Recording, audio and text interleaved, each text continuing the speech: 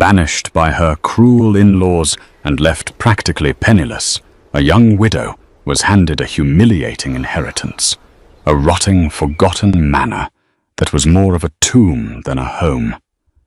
The wealthy family mocked her tears, gleefully waiting for the collapsing ruins to finally break her spirit. They had no idea the decaying estate was actually a perfectly disguised vault, secretly harboring an unimaginable, world-class fortune. And they never saw the storm coming when this abandoned outcast weaponized her staggering discovery to absolutely humiliate her abusers and claim a magnificent, enduring revenge.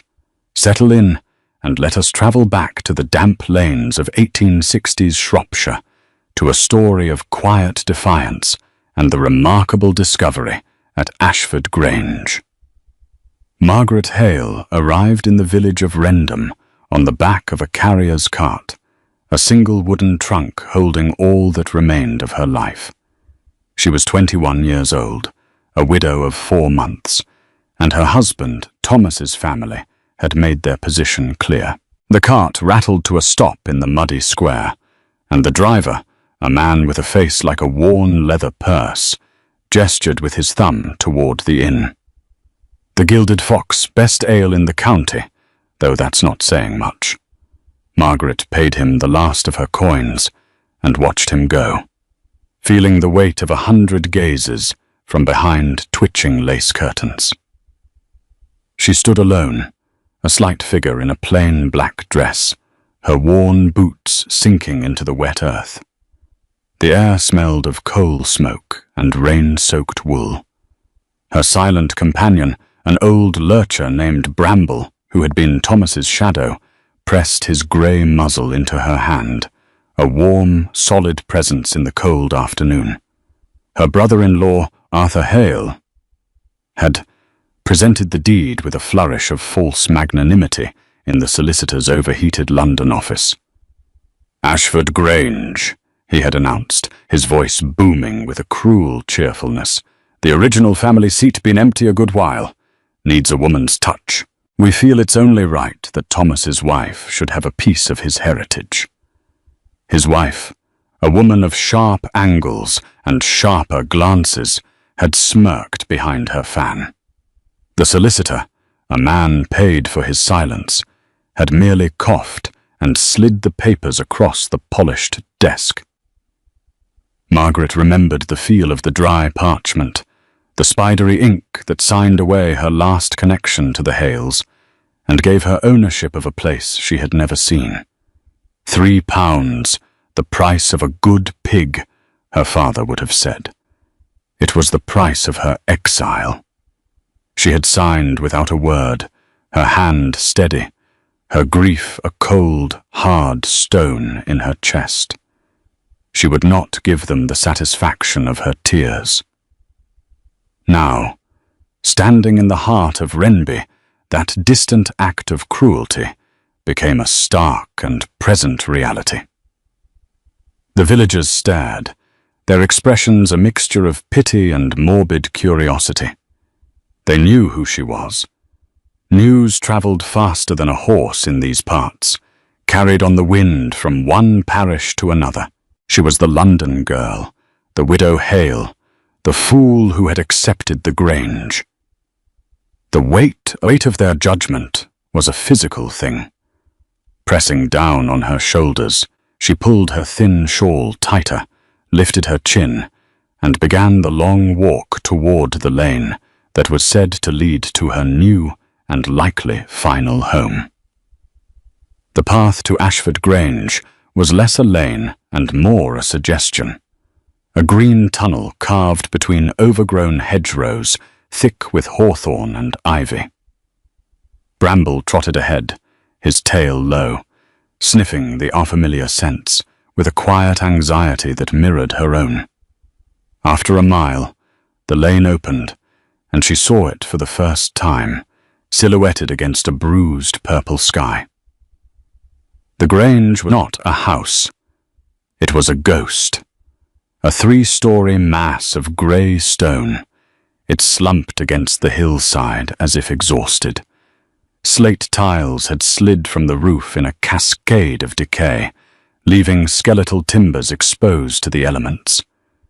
Windows, like vacant eyes, were either boarded over or shattered, the remaining shards of glass glinting faintly in the dying light.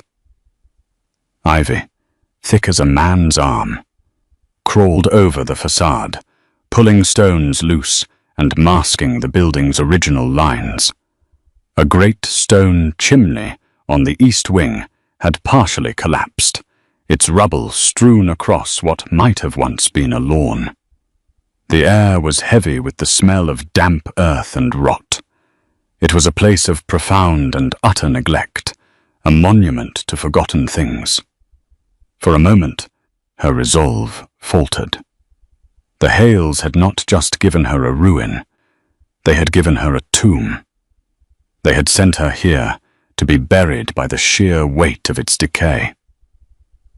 Bramble whimpered softly beside her, and she rested a hand on his head, his rough fur a comfort. The house was a challenge, a final insult from a family that had never wanted her. Very well, she thought.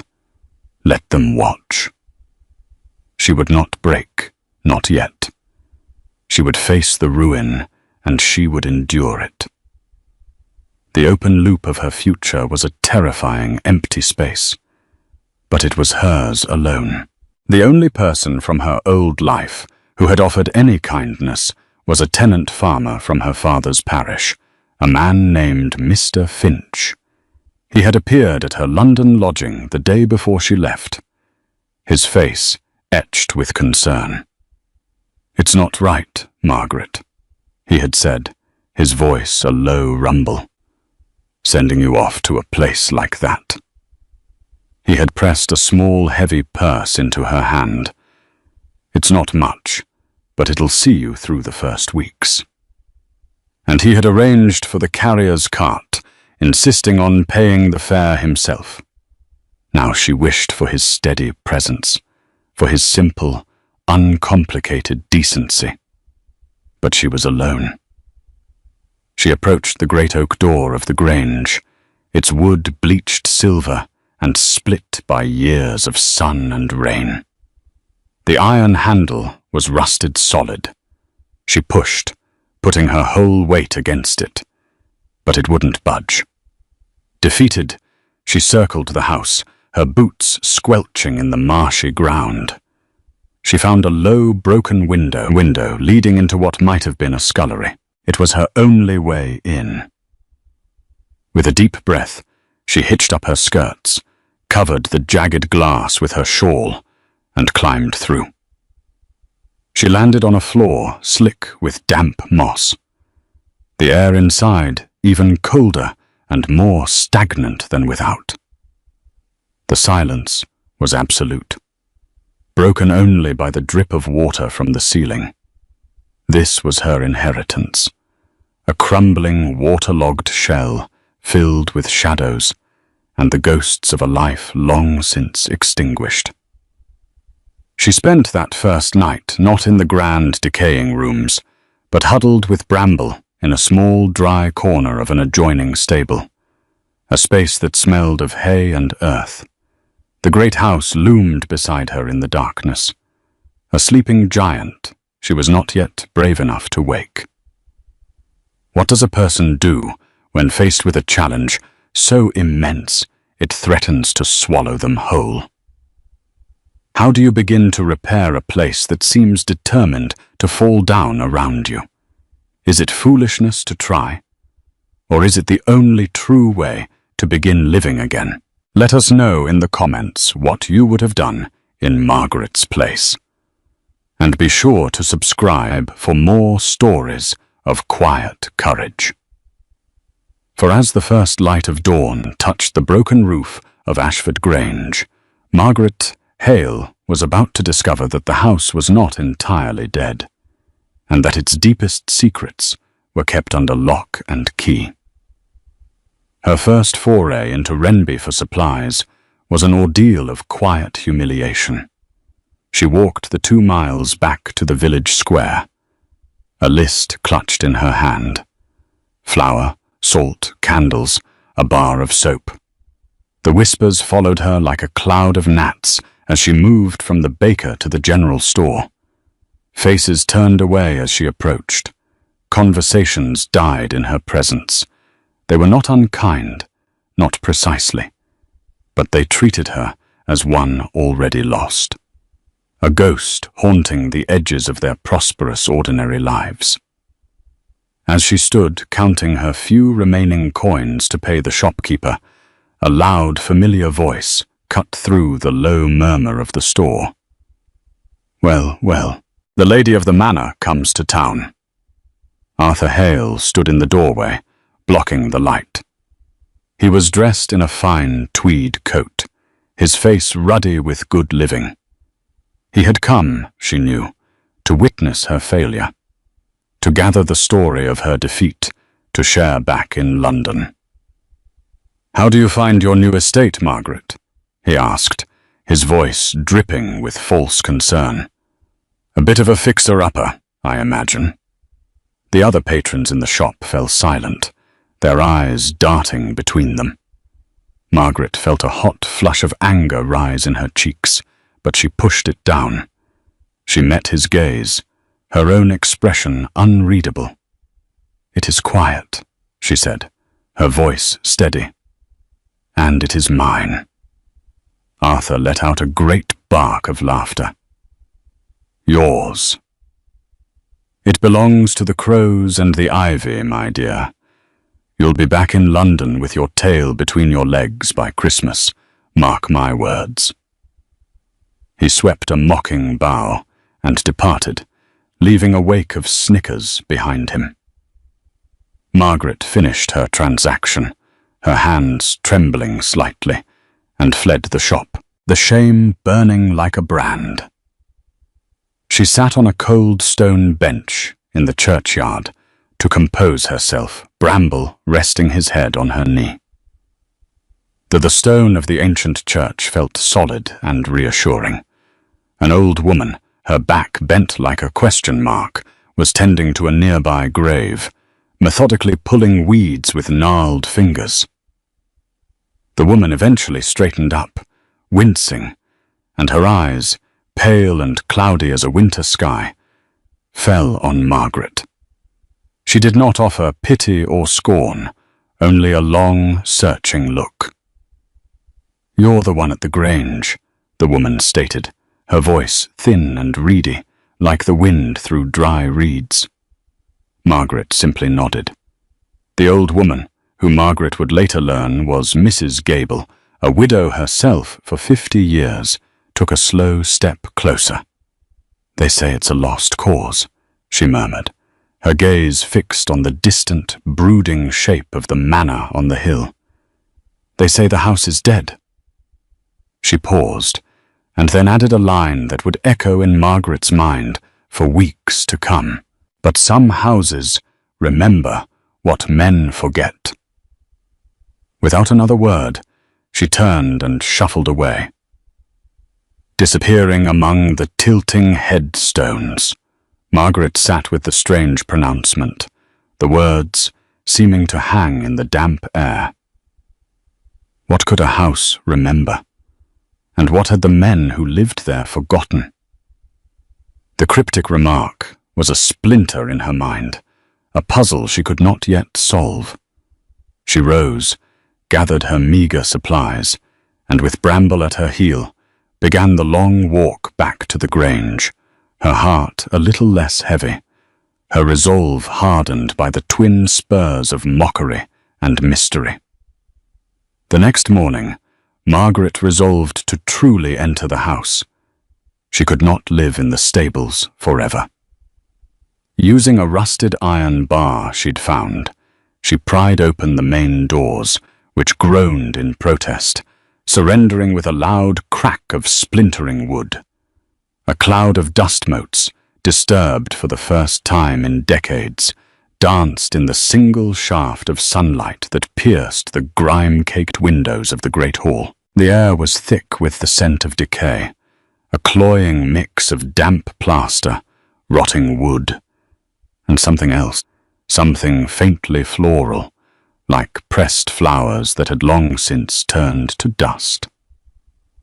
The scale of the ruin within was even more daunting than it had appeared from the outside.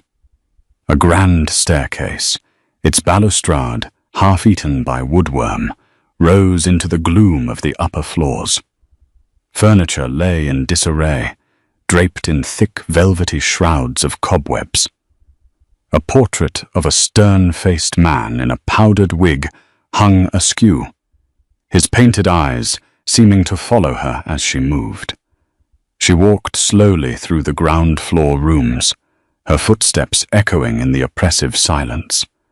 The drawing room, the dining room, the morning room. Each was a scene of slow, inexorable collapse. Wallpaper peeled in long, curling strips, revealing damp, blackened plaster beneath.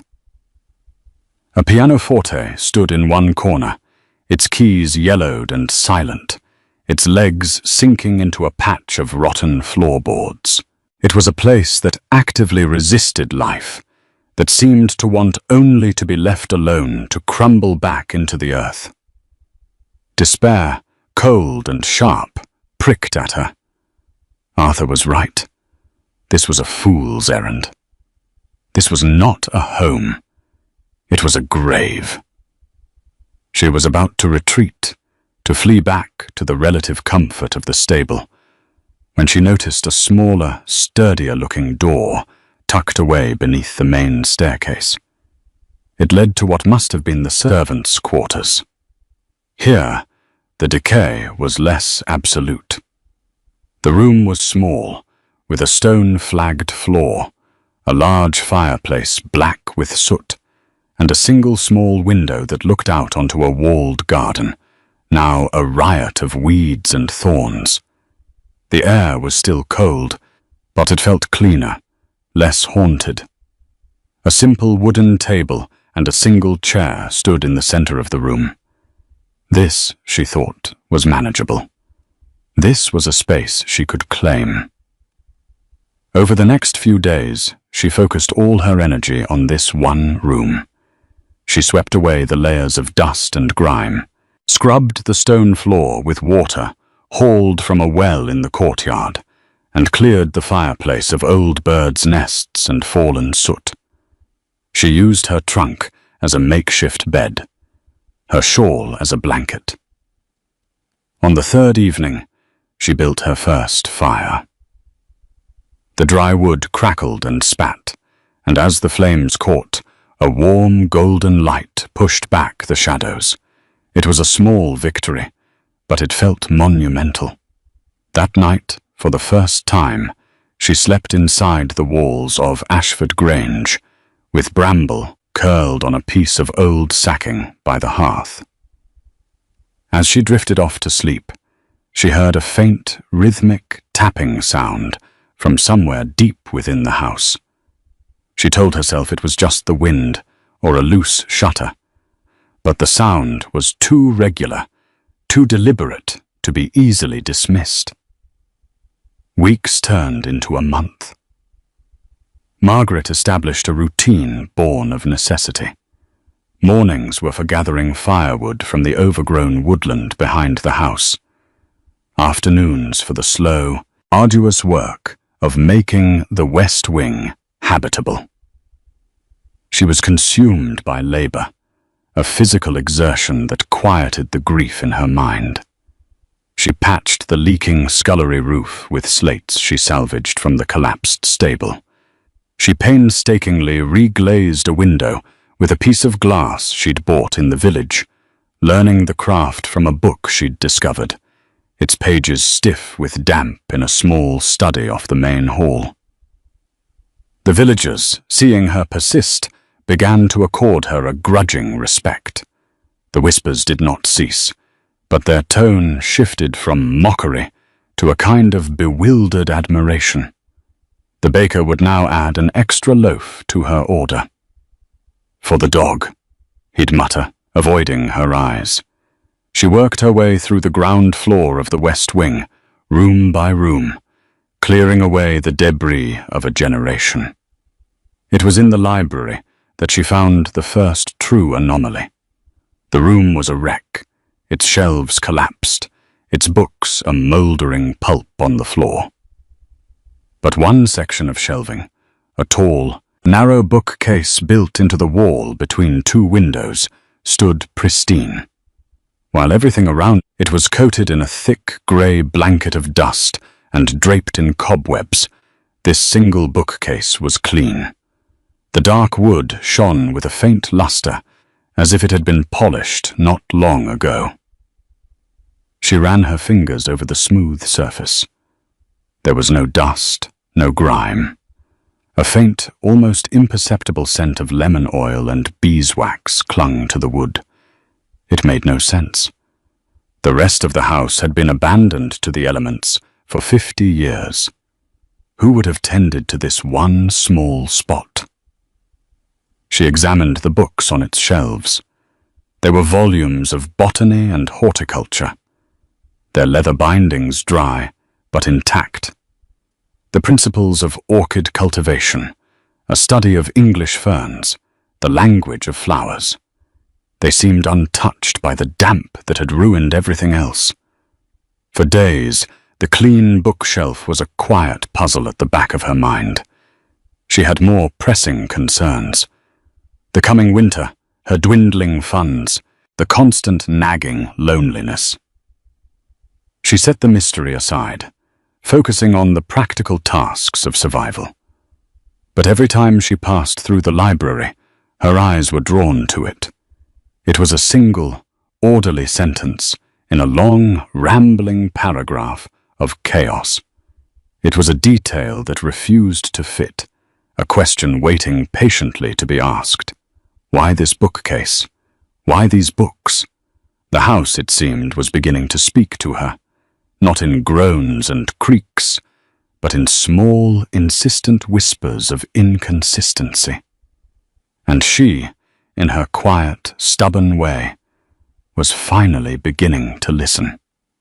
The first frost of autumn laid a silver filigree over the overgrown gardens of the Grange, a beautiful but urgent reminder of the coming cold. Margaret's small store of coins had dwindled to almost nothing, and the need to make the house truly secure against the winter pressed upon her. Her work became more focused, a race against the shortening days. It was this urgency that drove her back to the library, back to the strange, clean bookshelf. She could not shake the feeling that it held some significance, that Mrs. Gable's words about the house remembering were tied to this peculiar spot. One afternoon, with the low sun slanting through the dusty windows, she decided to investigate properly. With Bramble watching from the doorway, his amber eyes following her every move, she began to remove the books from the shelves one by one. She handled them carefully, placing them in neat stacks on the floor. As she lifted the last volume from the bottom shelf, her fingers brushed against the wooden back panel of the bookcase. A faint, cool draft touched her skin. She pressed gently. The panel felt thin, and it vibrated slightly, confirming her suspicion. There was a space behind it, the rhythmic tapping she'd heard on her first night. It wasn't the wind. It was the sound of a loose panel moving in the draft from a hidden cavity. A thrill, a mixture of fear and excitement ran through her. This was not random decay. This was deliberate. This was a secret. She needed a tool, something to pry the panel away from its frame. Her mind went to the small wooden box Mr. Finch had insisted she take, the one containing a few of Thomas's personal effects.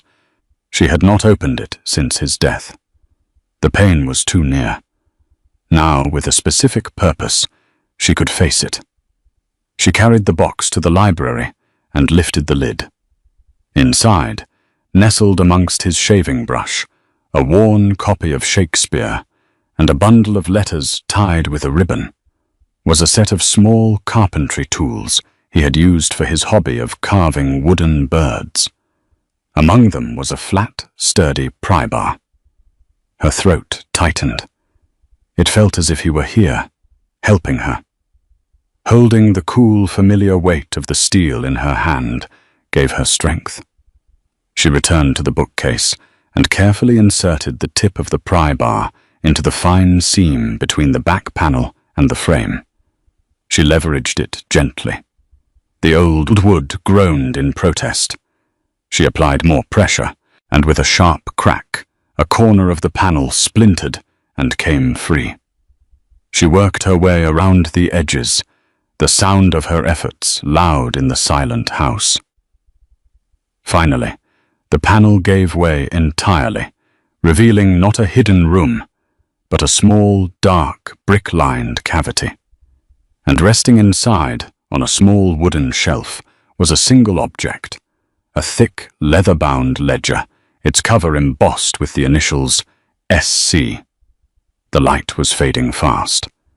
Margaret carried the ledger back to her small, reclaimed room as if it were a holy relic. She lit 2 extra candles, their combined flames casting a flickering, insufficient glow over the worn leather cover. Bramble, sensing the gravity of the moment, rose from his spot by the fire and came to lay his head on her lap, his breathing a slow, steady rhythm in the quiet room. Her hands trembled as she opened the book. The paper was thick and of high quality, the ink a faded brown. The handwriting, an elegant looping script. The first page was dated May 12th, 1840. The entry began, "My sons, I fear, see only the land. They see the fields as revenue, the woods as timber, the house at a monument to their own status. They do not see the life that it holds." The journal belonged to Silas Croft, the last master of Ashford Grange, the man who had built the east wing, and whose portrait hung askew in the great hall. He was, she learned as she turned the pages, a passionate and gifted botanist. The ledger was not a record of accounts or estate matters, but a detailed, obsessive chronicle of his life's work, the cultivation of orchids. He wrote of expeditions to the jungles of the Far East, of the delicate art of cross-pollination, of his decades-long quest to create a flower of unparalleled beauty. And he had succeeded. He described his greatest achievement, a unique hybrid he had named Phalaenopsis ashfordensis, the Ashford orchid. It was, he wrote, the color of a winter dawn, with petals of the palest lilac veined with silver, and a scent like honey and rain. It was his masterpiece, the culmination of his existence. But his joy was soured by a growing fear. His sons, whom he described as men of brutal practicality and no soul, saw his passion as a foolish extravagance. They had spoken of selling his collection to the highest bidder upon his death. Silas Croft could not bear the thought of his life's work being scattered and commodified. And so in the final years of his life, he had devised a plan. The entries from 1841 became furtive, filled with descriptions of brick and mortar, of reinforced doors and sealed flues. He was converting the entire East Wing, with its vast glass conservatory, into a sanctuary, a self-sustaining ark for his precious orchids. He would hide them in plain sight, sealing them away, where no one would think to look. The final entry was dated October the 3rd, 1841. The work is done. The wing is sealed. They will think it is merely a structural repair, a precaution against the failing chimney. They will never know what sleeps inside. I have left only one key for a day, when someone with a gentler hand and a quieter heart might find this place again. Let them be the keeper of my dawns. At the bottom of the page was a small, intricate drawing of the ledger itself, with an arrow pointing to the thick spine. With a surge of understanding, Margaret took a small paring knife from her pocket and carefully, reverently, sliced open the leather binding. Something hard and cool fell into her waiting palm. It was a small, ornate key of blackened iron. Before Margaret could even contemplate using the key, the sky, which had been a sullen grey for days, broke open. A storm of biblical ferocity descended upon Shropshire, lashing the countryside with wind and torrential rain. The wind howled around the corners of the Grange, rattling the window frames and shrieking down the chimneys. It was as if the house itself was in agony. The storm became a test of Margaret's stewardship. A section of the patched scullery roof gave way, and icy water poured in. She worked through the night by candlelight, using buckets and old oilcloths to divert the flow. Her dress soaked through, her hands numb with cold. A window in the great hall shattered, and the wind tore through the house, a malevolent force that seemed intent on ripping the old building apart. She dragged a heavy piece of furniture to block the opening, her muscles screaming with the effort. She was no longer just a resident. She was the Grange's defender, fighting to hold its fragile body and soul together.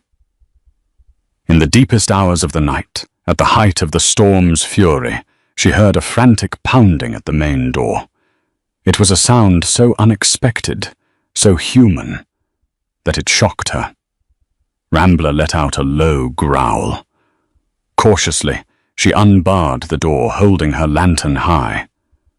A man stood on the threshold, drenched and desperate, his face pale with fear.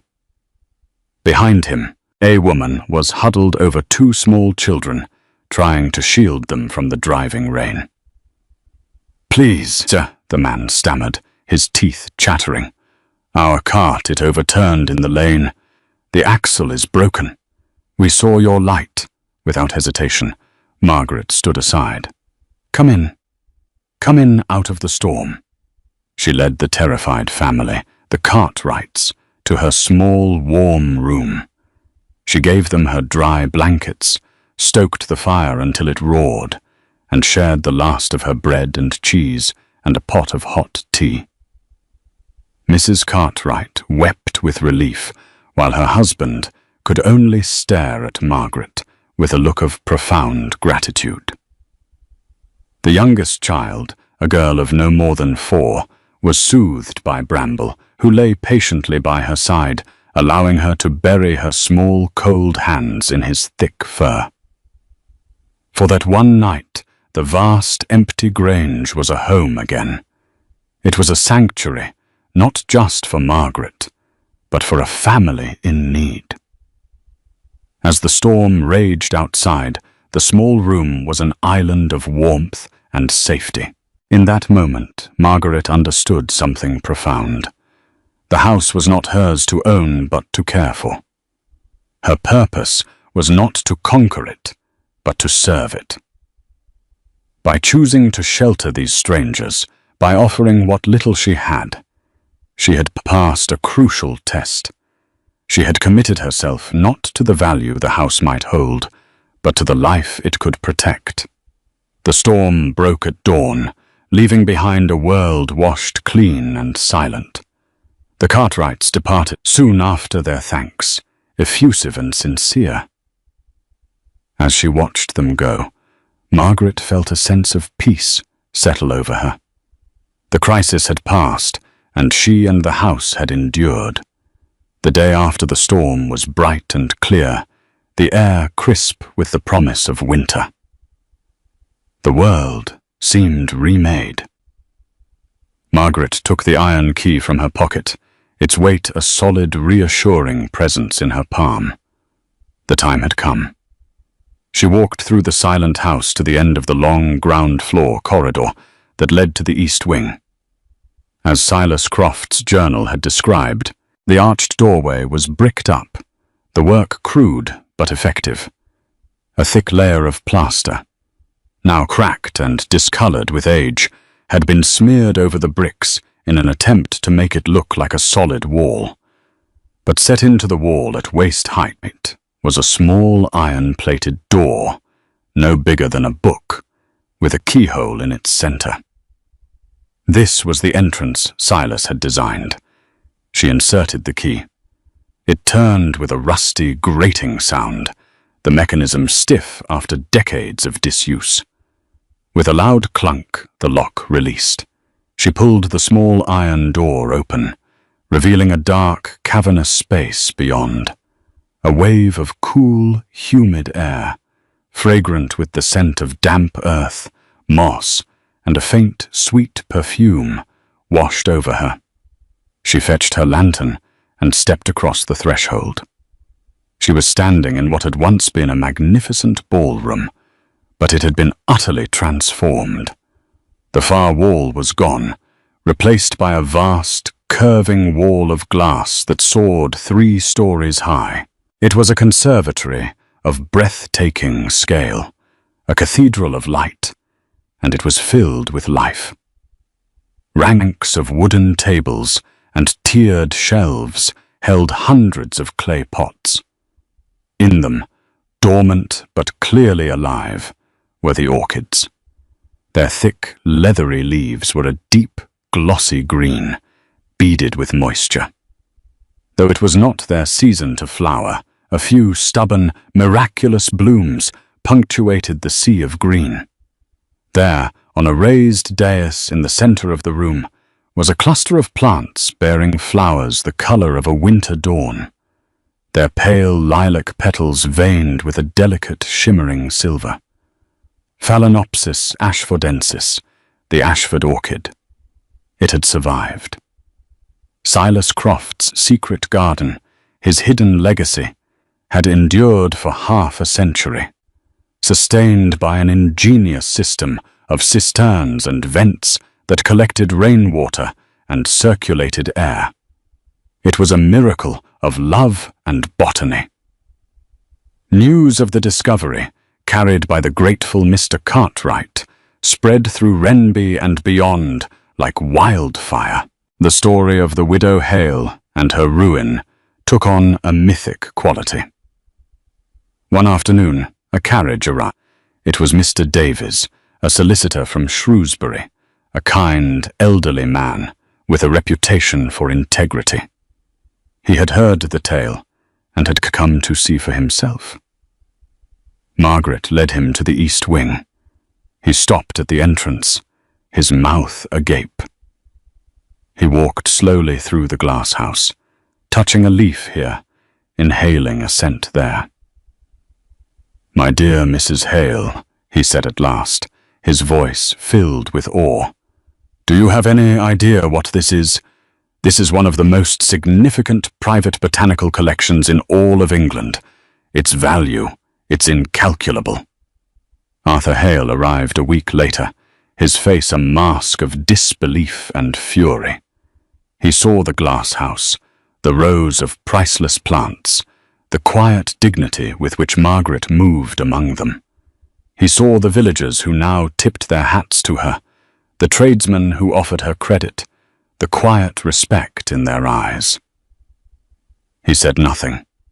He simply turned, his face pale, and walked away, humbled not by any words she had spoken, but by the undeniable truth of what she had found.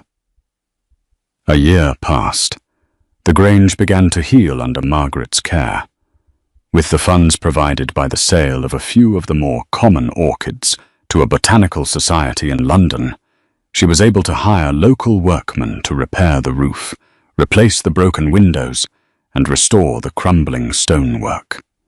The house was no longer a ghost, but a place of quiet, purposeful activity. The east wing remained her sanctuary, a place of warmth and light even on the bleakest winter days. She learned the names and needs of every plant, tending to them with the same patient care Silas Croft had shown. She was no longer Margaret Hale, the poor widow from London. She was the keeper of the Grange, a title whispered with reverence in the village. One soft evening in late spring, as the golden hour light streamed through the conservatory glass, Mr. Finch came to visit. He had made the journey from his farm to see for himself the place that had become a local legend. He walked with her through the fragrant, humid air of the glass house, his weathered face filled with a quiet wonder. He looked at the thriving orchids, at the restored beauty of the house, and then at Margaret, her face calm and confident, her hands stained with good earth. "They gave you a ruin, Margaret," he said, his voice soft, "but you've made a paradise." Margaret smiled, a genuine, untroubled smile. She gently touched the petal of an Ashford orchid, its lilac and silver hues glowing in the evening sun. She thought of the Hales' contempt, of the villagers' mockery, of her own initial despair. And she thought of the patient, brilliant man who had built this place, who had trusted that someone someday would understand. "They didn't give me the ruin," she said quietly, her words holding the entire moral of her journey. "They gave me the key. Thank you for staying with us until the very end of this journey. This has been a story about the quiet strength of patience and the idea that true value is often hidden beneath the surface of neglect, waiting for a gentle hand to reveal it."